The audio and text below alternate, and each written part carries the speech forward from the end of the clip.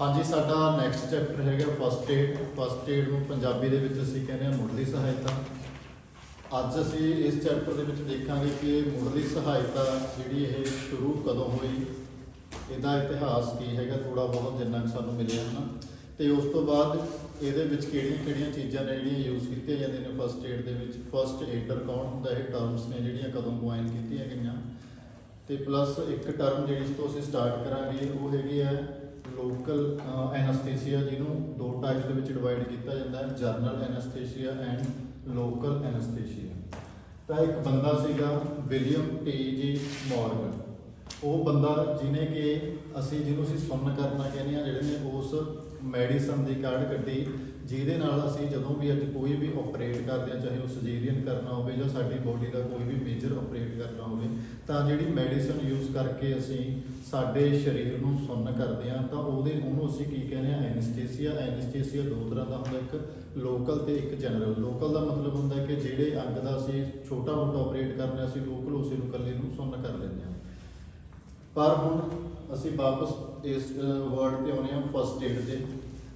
हुण first aid word है जिहड़ा, इहनूं असीं दो वर्ड्स दे विच डिस्क्राइब कर सकते हैं। एक साडे कोल हैगा सैल्फ एड। सैल्फ एड का मतलब जे हल्की फुल्की सट वजी है, अपनी केयर है जिहड़ी वो खुद भी कर सकते हैं। दूसरा फस्ट एड किसी दूसरे बंदे नूं देना जिसनूं किसी नूं इंजरी हुई है।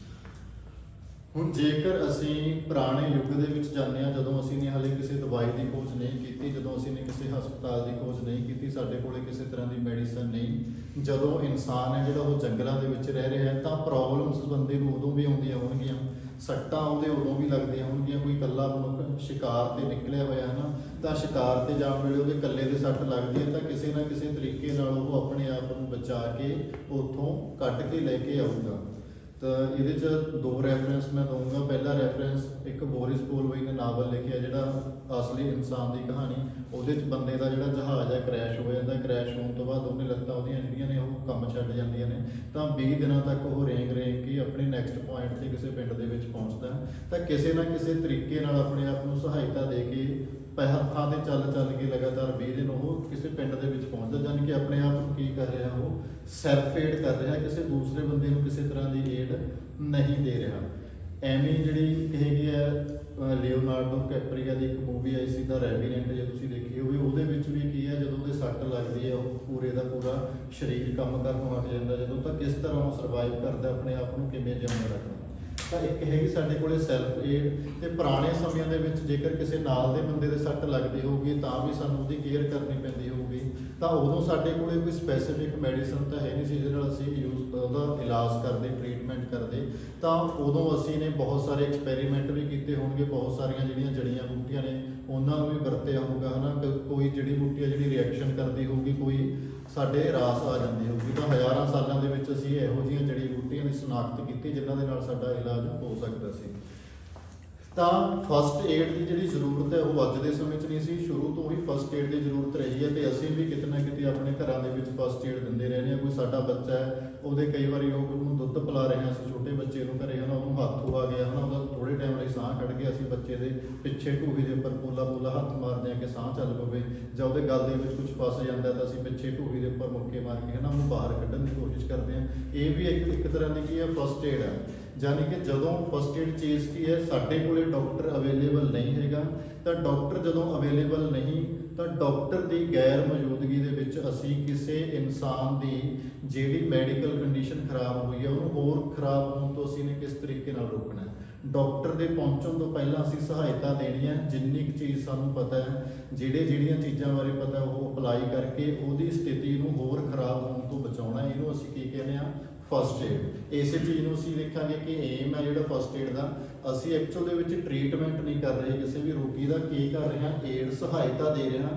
काहतों दे रहे हैं सहायता? सिर्फ इस करके कि उसकी कंडीशन होर खराब ना हो जाए, क्योंकि असीं डॉक्टर तो है नहीं, जो असीं डॉक्टर वाला काम करना शुरू कर देंगे तो हो सकता है एक मरीज़ की कंडीशन है जी होर भी ज़्यादा खराब कर दईए।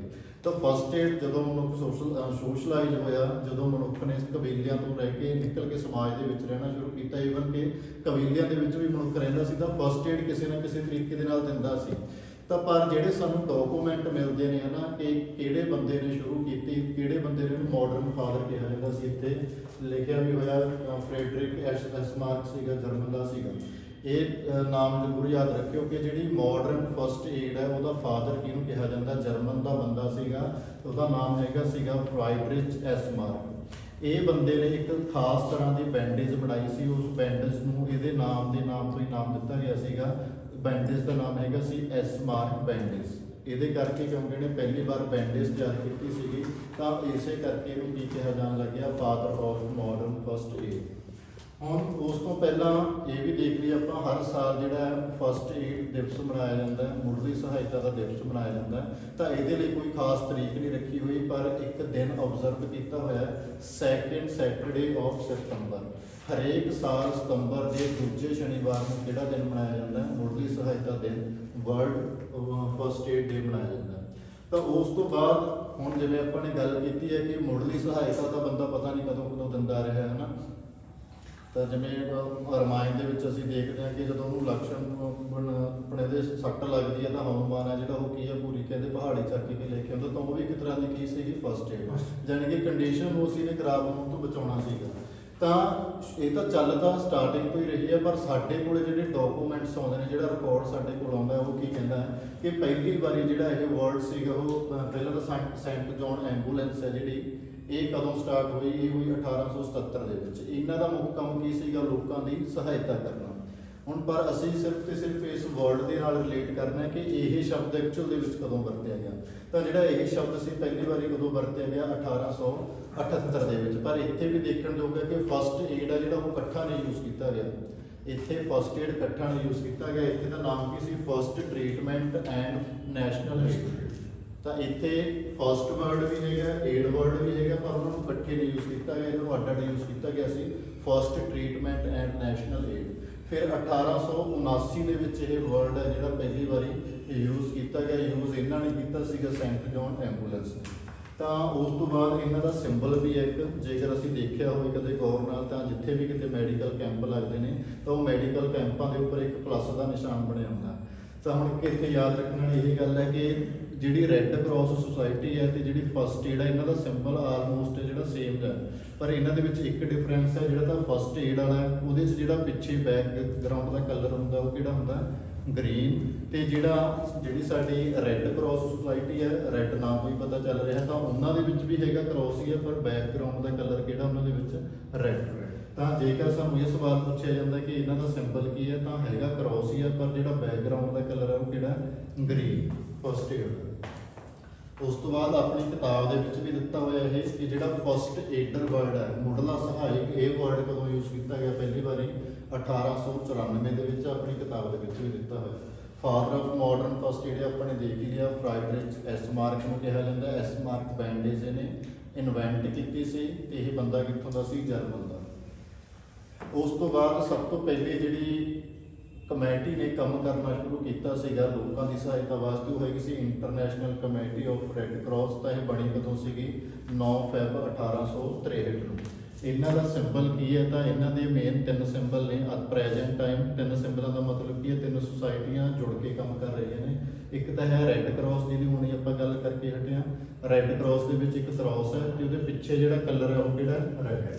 ਦੂਸਰਾ ਹੈਗਾ ਰੈੱਡ ਕ੍ਰੈਸੈਂਟ। ਰੈੱਡ ਕ੍ਰੈਸੈਂਟ ਮਤਲਬ ਅੱਧਾ ਚੰਦ ਹੈ ਤੇ ਉਹਦੇ ਪਿੱਛੇ ਕਲਰ ਕਿਹੜਾ, ਸਾਡਾ ਲਾਲ। ਇੱਕ ਹੈਗਾ ਰੈੱਡ ਕ੍ਰਿਸਟਲ, ਯਾਨੀ ਕਿ ਲਾਲ ਕ੍ਰਿਸਟਲ ਨੂੰ ਅਸੀਂ ਮੋਤੀ ਕਹਿ ਦਿੰਦੇ ਹਾਂ ਨਾ। ਉਹ ਇਹ 3 ਸਿੰਬਲ ਨੇ, ਕਿਹਦੇ ਸਿੰਬਲ ਨੇ, ਤਿੰਨੇ ਰੈੱਡ ਕਰਾਸ ਸੁਸਾਇਟੀ ਦੇ। ਮੇਰਾ ਕਹਿੰਦਾ 3 ਵੱਖੋ ਵੱਖਰੀਆਂ ਜਿਹੜੀਆਂ ਆਰਗੇਨਾਈਜੇਸ਼ਨ ਨੇ ਉਹ ਤਿੰਨੇ ਅੱਜ ਦੇ ਟਾਈਮ ਦੇ ਵਿੱਚ ਇਕੱਠੀਆਂ ਹੋ ਕੇ ਕੰਮ ਕਰ ਰਹੀਆਂ ਨੇ। ਇਹਨਾਂ ਨੂੰ ਇਹਨਾਂ ਦੇ ਕੰਮ ਵਾਸਤੇ ਨੋਬਲ ਪ੍ਰਾਈਜ਼ ਹੈ ਜਿਹੜਾ ਉਹ ਵੀ ਮਿਲ ਚੁੱਕਿਆ। ਸ਼ਾਇਦ ਪਹਿਲਾ ਨੋਬਲ ਪ੍ਰਾਈਜ਼ ਇਹਨਾਂ ਨੂੰ 1917 ਦੇ ਵਿੱਚ ਮਿਲਿਆ ਸੀ ਸ਼ਾਇਦ ਪਹਿਲਾ ਨੋਬਲ ਪ੍ਰਾਈਜ਼। ਕਿਉਂਕਿ ਜਿਵੇਂ ਸਾਡੀ ਖਾਲਸਾ ਏਡ ਕੰਮ ਕਰ ਰਹੀ ਹੈ ਅੱਜ ਦੇ ਟਾਈਮ ਦੇ ਵਿੱਚ, ਉਹ ਵੀ 2 ਵਾਰ ਨੋਮੀਨੇਟ ਹੋ ਚੁੱਕੀ ਹੈ ਇਹ ਨੋਬਲ ਪ੍ਰਾਈਜ਼ ਦੇ ਲਈ। ਉਸੇ ਤਰੀਕੇ ਨਾਲ ਜਿਹੜੀ ਇਹ ਸੰਸਥਾ ਹੈ ਇਹ ਵੀ ਲੋਕਾਂ ਦੀ ਭਲਾਈ ਦੇ ਲਈ ਬਹੁਤ ਪੁਰਾਣੇ ਸਮੇਂ ਤੋਂ ਕੰਮ ਕਰ ਰਹੀ ਹੈ। ਤਾਂ ਇਹ ਸੁਸਾਇਟੀ ਦੀ ਬ੍ਰਾਂਚ ਇੰਡੀਆ ਦੇ ਵਿੱਚ ਵੀ ਖੋਲ੍ਹੀ ਗਈ ਜਿਹੜੀ ਰੈੱਡ ਕਰਾਸ ਸੁਸਾਇਟੀ ਹੈ। ਰੈੱਡ ਕਰਾਸ ਸੁਸਾਇਟੀ ਦੀ ਬ੍ਰਾਂਚ ਇੰਡੀਆ 'ਚ ਕਦੋਂ ਖੋਲ੍ਹੀ ਗਈ, 1920 ਦੇ ਵਿੱਚ। ਆ ਵੀ ਸਾਰਿਆਂ ਨੂੰ ਪਤਾ ਕਿ ਐਂਬੂਲੈਂਸ ਦਾ ਨੰਬਰ ਕਿਹੜਾ, 112 108 ਜਿਹੜਾ ਇਹ ਹੈ, ਇਹ ਪਹਿਲੀ ਵਾਰੀ ਮੋਦੀ ਨੇ ਯੂਜ਼ ਕੀਤਾ ਸੀਗਾ। ਪਹਿਲੀ ਵਾਰ ਜਿਹੜਾ ਇਹ 108 ਨੰਬਰ ਹੈ ਮੋਦੀ ਨੇ ਇਸ਼ੂ ਕੀਤਾ ਸੀਗਾ, ਗੁਜਰਾਤ ਦੇ ਵਿੱਚ ਇਸ਼ੂ ਕੀਤਾ ਸੀ। ਉਸ ਤੋਂ ਬਾਅਦ ਬਾਕੀ ਸਟੇਟਸ ਦੇ ਵਿੱਚ ਇਹ ਲਾਗੂ ਹੋਇਆ। ਉਹਨਾਂ ਨੇ ਮੇਰੇ ਖਿਆਲ ਬਹੁਤ ਪਹਿਲਾਂ ਸ਼ੁਰੂ ਕੀਤਾ ਸੀ। ਇੱਕ ਵਾਰ ਕੋਈ ਸਰਚ ਕਰਕੇ ਦੇਖ ਲਓ ਕਿ ਪਹਿਲੀ ਵਾਰ ਜਿਹੜਾ ਐਂਬੂਲੈਂਸ ਸੀਗਾ 108 ਨੰਬਰ ਇੰਡੀਆ 'ਚ ਕਦੋਂ ਸਟਾਰਟ ਹੋਈ, ਕਿਹੜੇ ਈਅਰ ਦੇ ਵਿੱਚ ਸਟਾਰਟ ਕੀਤਾ ਗਿਆ। ਐਂਬੂਲੈਂਸ ਦਾ ਦੂਸਰਾ ਨਾਮ ਸਟਾਰ ਆਫ ਲਾਈਫ, ਜ਼ਿੰਦਗੀ ਦਾ ਸਿਤਾਰਾ ਵੀ ਕਿਹਾ ਜਾਂਦਾ ਜਿਹੜੀ ਐਂਬੂਲੈਂਸ ਹੈ। ਅੱਗੇ ਸਾਡੇ ਕੋਲ ਇਹਦੇ ਕੁਝ ਗੋਲਡਨ ਰੂਲ ਆਉਂਦੇ ਨੇ। ਗੋਲਡਨ ਰੂਲ ਦੇ ਵਿੱਚ ਆਉਣ ਤੋਂ ਪਹਿਲਾਂ ਅਸੀਂ ਦੇਖਾਂਗੇ ਕਿ what is the aim of first aid. ਮੁੱਢਲੀ ਸਹਾਇਤਾ ਦਾ ਉਦੇਸ਼ ਕੀ ਹੈ, ਮੁੱਢਲੀ ਸਹਾਇਤਾ ਕਿਉਂ ਦਿੱਤੀ ਜਾਣੀ ਚਾਹੀਦੀ ਹੈ। ਤਾਂ ਇਹਨੂੰ ਬੇਸਿਕਲੀ 3P ਦੇ ਨਾਲ ਡਿਨੋਟ ਕੀਤਾ ਜਾਂਦਾ, 3P ਦੇ ਨਾਲ ਲਿਖਿਆ ਜਾਂਦਾ ਇਹਨੂੰ। 3P ਮਤਲਬ ਤਿੰਨੋਂ ਏਮ ਨੇ ਇਹਦੇ ਤੇ, ਤਿੰਨੋਂ ਕਿਹਦੇ ਨਾਲ ਸਟਾਰਟ ਹੁੰਦੇ ਨੇ, P ਦੇ ਨਾਲ। ਪਹਿਲੀ P ਦਾ ਮਤਲਬ ਕੀ ਹੈ, ਪ੍ਰੀਜ਼ਰਵ ਲਾਈਫ, ਯਾਨੀ ਕਿ ਜ਼ਿੰਦਗੀ ਨੂੰ ਬਚਾਉਣਾ। ਦੂਸਰਾ ਕੀ ਹੈ, prevent the situation from getting worse, ਯਾਨੀ ਕਿ ਅਸੀਂ ਨੇ ਰੋਗੀ ਦੀ ਜਾਂ ਮਰੀਜ਼ ਦੀ ਸਥਿਤੀ ਨੂੰ ਹੋਰ ਖਰਾਬ ਹੋਣ ਤੋਂ ਬਚਾਉਣਾ। ਲਾਸਟ ਹੈਗਾ ਪ੍ਰਮੋਟ ਰਿਕਵਰੀ।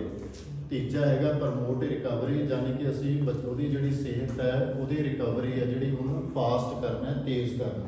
ਪਰ ਸਾਡੀ ਕਿਤਾਬ ਦੇ ਵਿੱਚ ਇਹਦਾ ਇੱਕ ਚੌਥਾ ਉਦੇਸ਼ ਵੀ ਦਿੱਤਾ ਹੋਇਆ, ਜਿਹੜੀ ਸਾਡੀ PSCB ਦੀ ਕਿਤਾਬ ਹੈ ਉਹਦੇ ਵਿੱਚ ਦਿੱਤਾ ਹੋਇਆ ਕਿ ਇਹ ਸਭ ਕੁਝ ਕਰਨ ਤੋਂ ਬਾਅਦ ਵੀ ਜੇ ਰੋਗੀ ਠੀਕ ਨਹੀਂ ਹੋ ਰਿਹਾ ਤਾਂ ਉਹਨੂੰ ਨੇੜੇ ਦੇ ਹਸਪਤਾਲ ਤੇ ਜਾਂ ਫਿਰ ਨੇੜੇ ਦੇ ਡਾਕਟਰ ਦੇ ਕੋਲ ਅਸੀਂ ਨੇ ਲੈ ਕੇ ਜਾਣਾ। 15 ਅਗਸਤ 2005 ਦੇ ਵਿੱਚ ਸ਼ੁਰੂਆਤ ਕੀਤੀ ਹੈ ਕਿਹਨੇ, ਮੋਦੀ ਨੇ। ਗੁਜਰਾਤ ਦੇ ਵਿੱਚ ਸ਼ੁਰੂਆਤ ਕੀਤੀ ਸੀ ਐਂਬੂਲੈਂਸ ਦੀ। ਜਿਹੜਾ 108 ਨੰਬਰ ਅਸੀਂ ਯੂਜ਼ ਕਰਦੇ ਹਾਂ, ਸਾਡੇ ਪੰਜਾਬ ਦੇ ਵਿੱਚ ਵੀ ਯੂਜ਼ ਕੀਤਾ ਜਾਂਦਾ। ਤਾਂ ਪਹਿਲੀ ਵਾਰ ਉਹ ਨੰਬਰ ਕਿਹਨੇ ਦਿੱਤਾ ਸੀਗਾ, ਮੋਦੀ ਜੀ ਨੇ ਗੁਜਰਾਤ ਦੇ ਵਿੱਚ ਦਿੱਤਾ ਸੀ, ਜਦੋਂ ਉੱਥੋਂ ਦੇ ਉਹ ਚੀਫ ਮਿਨਿਸਟਰ ਸੀਗੇ। ਹੁਣ ਪ੍ਰਾਈਮ ਮਿਨਿਸਟਰ ਨੇ, ਉਹ ਗੁਜਰਾਤ ਦੇ ਚੀਫ ਮਿਨਿਸਟਰ ਸੀਗੇ। ਨੈਕਸਟ ਸਾਡੇ ਕੋਲ ਆਉਂਦੇ ਨੇ ਗੋਲਡਨ ਰੂਲਸ, ਕਿ ਜੇਕਰ ਸਾਨੂੰ ਰਸਤੇ ਦੇ ਵਿੱਚ ਜਾਂ ਕਿਤੇ ਵੀ ਕੋਈ ਬੰਦਾ ਮਿਲ ਜਾਂਦਾ ਹੈ, ਕੋਈ ਬੇਹੋਸ਼ ਹੋਇਆ ਮਿਲ ਜਾਂਦਾ, ਕੋਈ ਐਕਸੀਡੈਂਟ ਵਾਲਾ ਬੰਦਾ ਮਿਲ ਜਾਂਦਾ, ਤਾਂ ਅਸੀਂ ਨੇ ਸਭ ਤੋਂ ਪਹਿਲਾਂ ਚੈੱਕ ਕਿਹੜੀ ਚੀਜ਼ ਕਰਨੀ ਹੈ, ਤਾਂ ਉਹਨੂੰ ਬੋਲਿਆ ਜਾਂਦਾ ABC, ਯਾਨੀ ਕਿ 3 ਚੀਜ਼ਾਂ ਸਭ ਤੋਂ ਪਹਿਲਾਂ ਮੋਸਟ ਇੰਪੋਰਟੈਂਟ ਨੇ ਜਿਹੜੀਆਂ ਅਸੀਂ ਨੇ ਚੈੱਕ ਕਰਨੀਆਂ ਨੇ। A ਦਾ ਮਤਲਬ ਹੈਗਾ 에ਅਰਬੇਸ। 에ਅਰਬੇਸ ਮੀਨਸ ਕੀ ਹੈ ਕਿ ਅਸੀਂ ਨੇ ਚੈੱਕ ਕਰਨਾ ਕਿ ਜਿਹੜੀ ਚੀਜ਼ ਦੇ ਰਾਹੀਂ ਬੰਦੇ ਨੇ ਸਾਹ ਲੈਣਾ, ਚਾਹੇ ਉਹਦਾ ਨੱਕ ਹੋਵੇ ਚਾਹੇ ਉਹਦਾ ਮੂੰਹ, ਕੀ ਉਹ ਕਿਸੇ ਚੀਜ਼ ਦੇ ਕਾਰਨ ਬਲੌਕ ਤਾਂ ਨਹੀਂ ਹੋਏ ਹੋਏ, ਤੇ ਜੇਕਰ ਉਹ ਬਲੌਕ ਹੋਏ ਹੋਏ ਨੇ ਤੇ ਅਸੀਂ ਉਹਨੂੰ ਈਜ਼ੀਲੀ ਖੋਲ ਸਕਦੇ ਹਾਂ, ਤਾਂ ਸਾਨੂੰ ਉਹ ਖੋਲਣੇ ਚਾਹੀਦੇ ਨੇ। ਸੈਕਿੰਡ ਸਾਡੇ ਕੋਲੇ ਆਉਂਦਾ B ਫॉर ਬ੍ਰੈਥਿੰਗ। ਅਸੀਂ ਨੇ ਚੈੱਕ ਕਰਨਾ ਹੈ ਜੇਕਰ 에ਅਰਬੇਸ ਖੁੱਲੇ ਨੇ ਤਾਂ ਅਸੀਂ ਦੇਖਣਾ ਕਿ ਬੰਦੇ ਨੂੰ ਸਾਹ ਹੈ ਜਿਹੜਾ ਉਹ ਆ ਰਿਹਾ ਤੇ ਜਾਂ ਫਿਰ ਨਹੀਂ ਆ ਰਿਹਾ।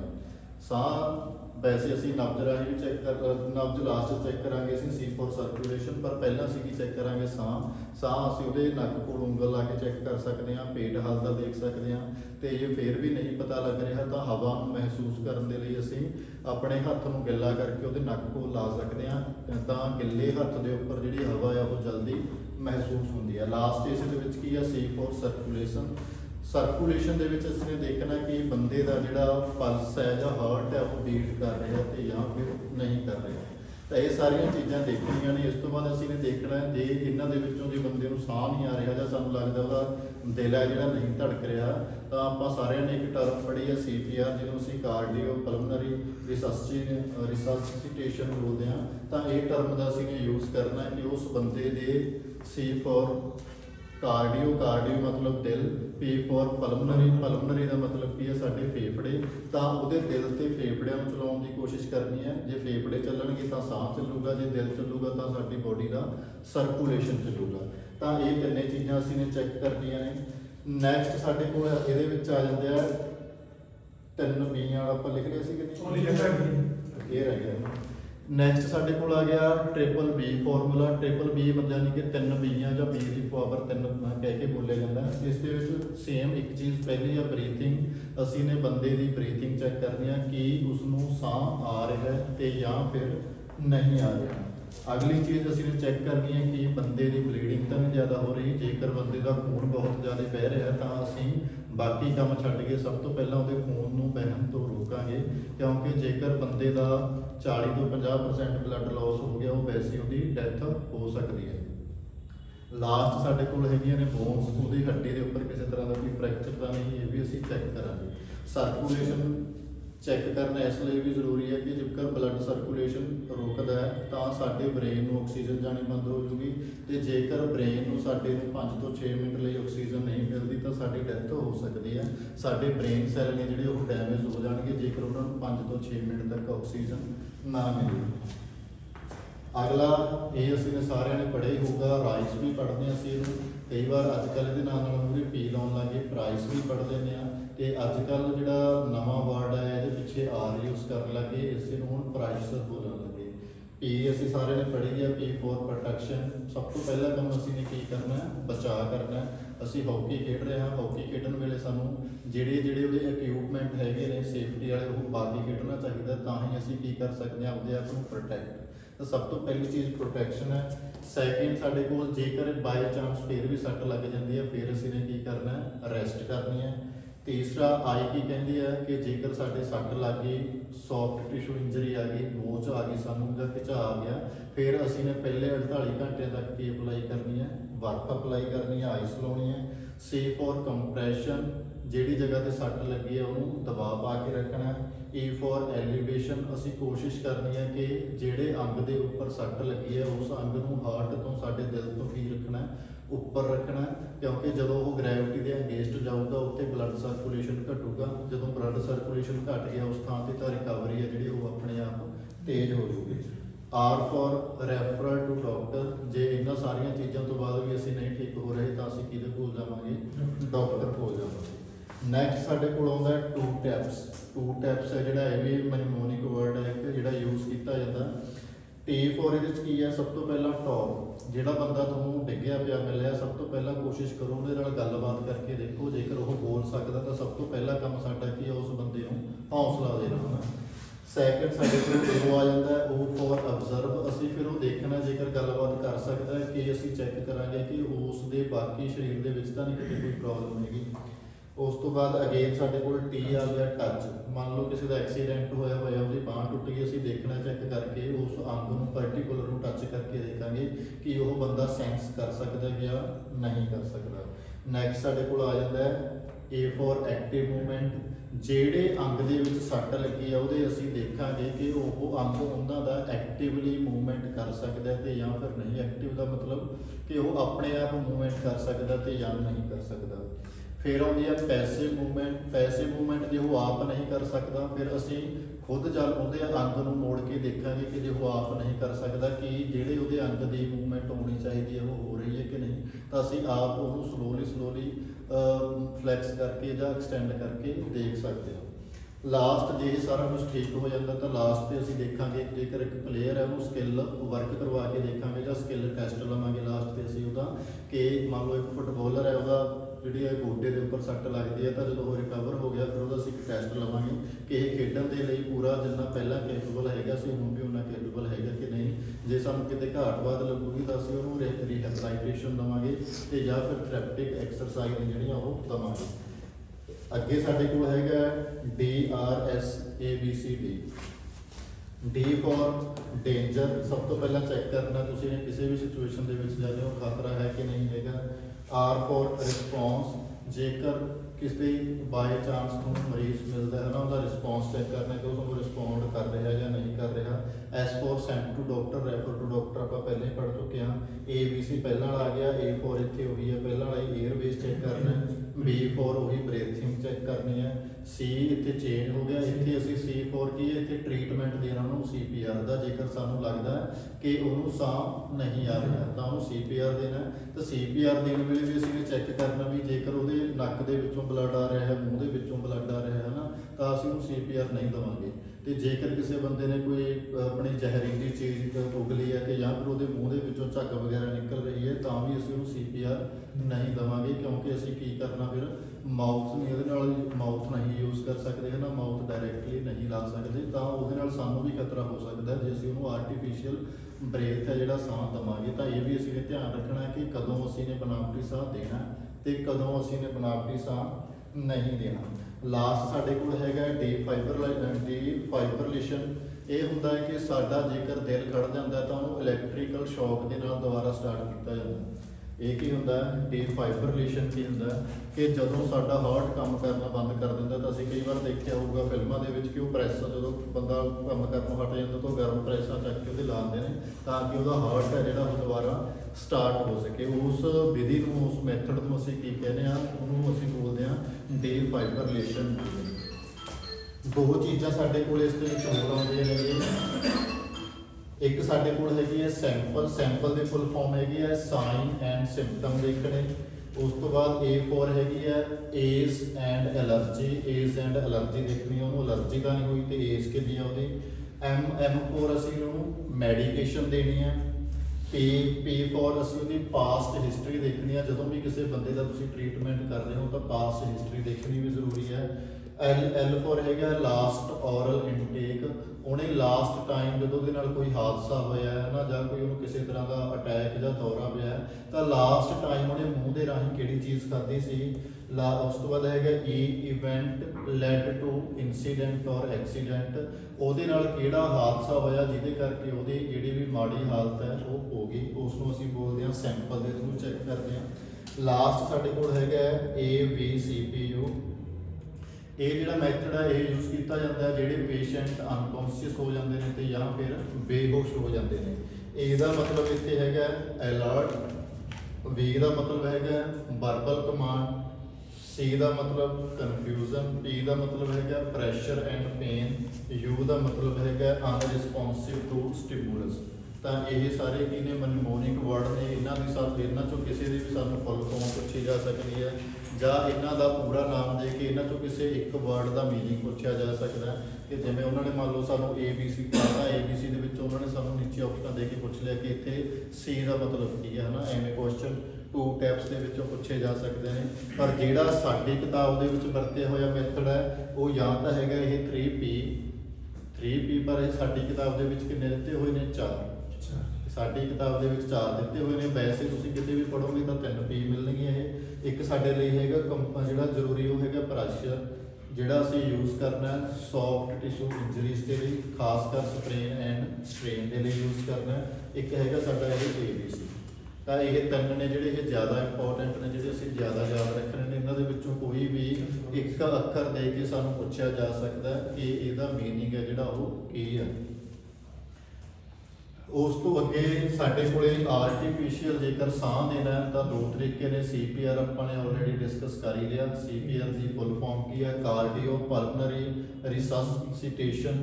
ਤਾਂ ਇਹਦਾ ਮੈਥਡ ਕੀ ਹੈ, ਇਹਦੇ ਮੈਥਡ ਦੇ ਵਿੱਚ ਅਸੀਂ ਬੰਦੇ ਨੂੰ 30 ਕੰਪਰੈਸ਼ਨ ਦੇਣੀਆਂ ਨੇ, ਜਾਣੀ ਕਿ 30 ਵਾਰੀ ਉਹਦਾ ਦਿਲ ਹੈ ਜਿਹੜਾ ਉਹ ਦੱਬਣਾ, ਲਟਾ ਕੇ ਉਹਨੂੰ ਪਿੱਠ ਭਾਰ ਲਟਾ ਕੇ ਦੱਬਣ ਤੋਂ ਬਾਅਦ ਅਸੀਂ ਉਹਨੂੰ 2 ਵਾਰੀ ਮੂੰਹ ਦੇ ਨਾਲ ਸਾਹ ਦੇਣਾ। ਜਦੋਂ ਤੁਸੀਂ ਮੂੰਹ ਦੇ ਨਾਲ ਸਾਹ ਦੇਣਾ ਤਾਂ ਜ਼ਰੂਰੀ ਹੈ ਕਿ ਤੁਸੀਂ ਕਿਸੇ ਤਰ੍ਹਾਂ ਦਾ ਕੋਈ ਮਾਸਕ ਹੈ ਜਿਹੜਾ ਲਿਪਸ ਦੇ ਉੱਪਰ ਰੱਖ ਕੇ ਯੂਜ਼ ਕਰੋ, ਤਾਂ ਡਾਇਰੈਕਟਲੀ ਤੁਸੀਂ ਉਹਦੇ ਟੱਚ ਦੇ ਵਿੱਚ ਨਾ ਆਓ। ਤੇ ਇਹਦੀ ਜਿਹੜੀ ਰੇਂਜ ਹੈ ਕਿ ਤੁਸੀਂ ਕਿੰਨੀਆਂ ਬੀਟਸ ਦੇਣੀਆਂ ਨੇ, ਤਾਂ ਇਹਦੀ ਜਿਹੜੀ ਬੀਟਸ ਹੈ ਉਹ ਹੋਣੀਆਂ ਚਾਹੀਦੀਆਂ ਨੇ 100 to 120 ਪਰ ਮਿੰਟ, ਕਿ ਤੁਸੀਂ ਇਸ ਹਿਸਾਬ ਦੇ ਨਾਲ ਕੰਪਰੈਸ਼ਨਸ ਦੇਣੀਆਂ ਨੇ ਕਿ ਤੁਹਾਡਾ 1 ਮਿੰਟ ਦੇ ਵਿੱਚ 100 ਤੋਂ ਲੈ ਕੇ 120 ਦੇ ਵਿੱਚ ਰੇਂਜ ਰਹੇ। ਇਸ ਹਿਸਾਬ ਦੇ ਨਾਲ ਅਸੀਂ ਕੰਪਰੈਸ਼ਨ ਨੇ ਜਿਹੜੀਆਂ ਉਹ ਦੇਵਾਂਗੇ ਉਸ ਨੂੰ। ਦੂਸਰਾ, ਆਪਾਂ ਨੇ ਪਹਿਲਾਂ ਗੱਲ ਕੀਤੀ ਸੀ ਕਿ ਜੇਕਰ ਕਿਸੇ ਬੰਦੇ ਨੂੰ ਸਾਹ ਔਖਾ ਆ ਰਿਹਾ ਹੈ ਤੇ ਜਾਂ ਫਿਰ ਉਹਨੇ ਕੋਈ ਜ਼ਹਿਰੀਲੀ ਚੀਜ਼ ਖਾਧੀ ਹੋਈ ਹੈ ਨਾ, ਜਿਹੜੀਆਂ ਕੰਡੀਸ਼ਨਸ ਦੇ ਵਿੱਚ ਅਸੀਂ CPR ਨਹੀਂ ਦੇ ਸਕਦੇ, ਤਾਂ ਫਿਰ ਅਸੀਂ ਕਿਹੜਾ ਮੈਥਡ ਯੂਜ਼ ਕਰਦੇ ਹਾਂ, ਫਿਰ ਅਸੀਂ ਸੈਫਰ ਢੰਗ ਯੂਜ਼ ਕਰਦੇ ਹਾਂ। ਸੈਫਰ ਢੰਗ ਹੈ ਜਿਹੜਾ ਇਹ ਕਿਹਨੇ ਇਨਵੈਂਟ ਕੀਤਾ ਸੀ, ਉਸ ਬੰਦੇ ਦਾ ਨਾਮ ਹੈਗਾ ਐਡਵਰਡ ਸੈਫਰ। ਤਾਂ ਇਸ ਨੇ ਆਪਣੇ ਮੈਥਡ ਦੇ ਵਿੱਚ ਕੀ ਦੱਸਿਆ ਕਿ ਬੰਦਾ ਜਿਹੜਾ ਉਹਨੂੰ ਉਲਟਾ ਲਿਟਾਉਣਾ, ਉਲਟਾ ਲਿਟਾਉਣ ਤੋਂ ਬਾਅਦ ਉਹਦੇ ਆਪਦੇ ਜਿਹੜਾ ਇੱਕ ਬਾਂਹ ਹੋ ਗਈ ਉਹਦੇ ਉੱਪਰ ਉਸ ਦਾ ਸਿਰ ਰੱਖਣਾ, ਰੱਖਣ ਤੋਂ ਬਾਅਦ ਉਹਦੀ ਜਿਹੜੀ ਰੀੜ੍ਹ ਦੀ ਹੱਡੀ ਹੈ ਉਹਦੀ ਪਿੱਠ ਉੱਪਰ ਬੈਠ ਕੇ ਉਹਦੇ ਉੱਪਰ ਅਸੀਂ ਕੀ ਕਰਨਾ, ਪ੍ਰੈਸ਼ਰ ਦੇਣਾ। ਪ੍ਰੈਸ਼ਰ ਕਿੰਨੇ ਦੇ ਟਾਈਮ ਲਈ ਦੇਣਾ, 2 ਸੈਕਿੰਡ ਦੇ ਲਈ, 3 ਸੈਕਿੰਡ ਦੇ ਲਈ ਅਸੀਂ ਉਹਨੂੰ ਰਿਲੈਕਸ ਛੱਡਣਾ। ਇਹ ਟੋਟਲ ਪ੍ਰੋਸੈਸ ਆ ਜਿਹੜਾ ਇਹ ਇੱਕ ਵਾਰ ਦਾ ਉਦੋਂ 5 ਸੈਕਿੰਡ ਦੇ ਲਈ ਹੋਊਗਾ, ਤੇ ਇਹਨੂੰ ਰਿਪੀਟ ਕਿੰਨੇ ਵਾਰ ਕਰਨਾ ਸੀ ਨੇ, 12 ਵਾਰ ਇਸ ਨੂੰ ਰਿਪੀਟ ਕਰਨਾ। ਤਾਂ ਇਹ ਸਾਰਾ ਅਪਰੋਕਸੀਮੇਟਲੀ ਹੈਗਾ ਸਾਡਾ ਫਸਟ ਏਡ ਦੇ ਬਾਰੇ। ਫਸਟ ਏਡ ਹੈਗਾ ਬਹੁਤ ਟਾਈਮ ਤੋਂ ਚੱਲਦਾ ਰਿਹਾ। ਜਦੋਂ ਬੰਦਾ ਗੁਫਾਵਾਂ ਦੇ ਵਿੱਚ ਰਹਿੰਦਾ ਸੀ, ਮੁੱਢਲੀ ਸਹਾਇਤਾ ਦੀ ਲੋੜ ਉਹਨੂੰ ਉਦੋਂ ਵੀ ਪੈਂਦੀ ਸੀ, ਪਰ ਜਿਹੜਾ ਸਾਡੇ ਕੋਲੇ ਇਹਦੇ ਡਾਕੂਮੈਂਟੇਸ਼ਨ ਹੋਈ ਹੈ ਤਾਂ ਉਹ ਲਗਭਗ ਜਿਹੜੀ ਹੈ ਜਦੋਂ ਪਹਿਲੀ ਵਾਰ ਰੈੱਡ ਕਰਾਸ ਸੁਸਾਇਟੀ ਦੀ ਸਥਾਪਨਾ ਹੋਈ 1863, ਉਹ ਤੋਂ ਬਾਅਦ ਵਰਤੋਂ ਦੇ ਵਿੱਚ ਆਈ। ਜਦੋਂ ਮਨੁੱਖ ਬਹੁਤ ਸਾਰੀਆਂ ਜੰਗਾਂ ਲੜਨ ਲੱਗ ਗਿਆ ਤਾਂ ਜਿਵੇਂ ਸਾਡੇ ਭਾਈ ਕਨ੍ਹਈਆ ਜੀ ਸੀਗੇ ਆਪਣੇ ਸਿੱਖ ਇਤਿਹਾਸ ਦੇ ਵਿੱਚ ਆਉਂਦੇ ਨੇ, ਤਾਂ ਐਵੇਂ ਉਹਨਾਂ ਬੰਦਿਆਂ ਨੇ ਵੱਡੇ ਪੱਧਰ ਤੇ ਫਿਰ ਇਸ ਕੰਮ ਨੂੰ ਸ਼ੁਰੂ ਕੀਤਾ। ਪਾਕਿਸਤਾਨ ਦੇ ਈਦੀ ਦੀ ਕਹਾਣੀ ਐਵੇਂ ਵਿੱਚ, ਤਾਂ ਉਹਨਾਂ ਨੇ ਵੀ ਬਹੁਤ ਵੱਡੇ ਪੱਧਰ ਤੇ ਲੋਕਾਂ ਦੀ ਸੇਵਾ ਕੀਤੀ। ਜਿੱਥੇ ਕਿਤੇ ਵੀ ਉਹਨਾਂ ਨੂੰ ਕੋਈ ਲਾਸ਼ ਮਿਲਦੀ ਸੀ ਜਾਂ ਐਕਸੀਡੈਂਟ ਹੋਇਆ ਬੰਦਾ ਮਿਲਦਾ ਸੀਗਾ ਤਾਂ ਉਹ ਉਹਨਾਂ ਨੂੰ ਭੱਜ ਕੇ ਲੈ ਆਉਂਦੇ ਸੀ। ਈਵਨ ਕਿ ਉਹਨਾਂ ਨੂੰ ਵੱਖੋ ਵੱਖਰੇ ਦੇਸ਼ਾਂ ਨੇ ਤਾਂ ਕਿ ਮਰੀਜ਼ਾਂ ਨੂੰ ਜਲਦੀ ਹਸਪਤਾਲ ਪਹੁੰਚਾਇਆ ਜਾ ਸਕੇ ਹੈਲੀਕਾਪਟਰ ਤੱਕ ਡੋਨੇਟ ਕਰਕੇ ਦਿੱਤੇ ਸੀ ਉਹਨਾਂ ਨੂੰ ਕਿ ਤੁਸੀਂ ਹੈਲੀਕਾਪਟਰਾਂ ਦੇ ਰਾਹੀਂ ਬੰਦੇ ਉੱਥੇ ਲੈ ਕੇ ਜਾਓ। ਤਾਂ ਜਦੋਂ ਉਹਨਾਂ ਨੂੰ ਹੈਲੀਕਾਪਟਰ ਦਿੱਤੇ ਤਾਂ ਉਹ ਕਹਿੰਦੇ ਸਾਡੇ ਕੋਲ ਇਹਨਾਂ 'ਚ ਅਸੀਂ ਤੇਲ ਕਿੱਥੋਂ ਪਾਵਾਂਗੇ। ਤਾਂ ਅਰਬ ਦੇ ਬੰਦਿਆਂ ਨੇ ਉਹਨਾਂ ਦੇ ਕੰਮ ਨੂੰ ਦੇਖਦੇ ਹੋਏ ਉਹ ਕਹਿੰਦੇ ਕਿ ਤੇਲ ਵੀ ਤੁਹਾਨੂੰ ਪਲੀਜ਼ ਤੁਸੀਂ ਆਪਣੀ ਜਿਹੜੀ ਸੇਵਾ ਕਰ ਰਹੇ ਹੋ ਕਰਦੇ ਰਹੋ। ਤਾਂ ਫਸਟ ਏਡ ਦਾ ਕੰਮ ਬਹੁਤ ਪੁਰਾਣੇ ਸਮੇਂ ਤੋਂ ਚੱਲ ਹੀ ਰਿਹਾ ਤੇ ਬਸ ਇਹਦੀ ਡਾਕੂਮੈਂਟੇਸ਼ਨ ਹੈ ਜਿਹੜੀ ਉਹ ਸਾਨੂੰ ਕਦੋਂ ਤੋਂ ਮਿਲਦੀ ਹੈ, ਲਗਭਗ 19ਵੀਂ ਸਦੀ ਦੇ ਵਿੱਚ ਦੀ ਮਿਲਦੀ ਹੈ। ਇਹਦੇ 'ਚ ਵੀ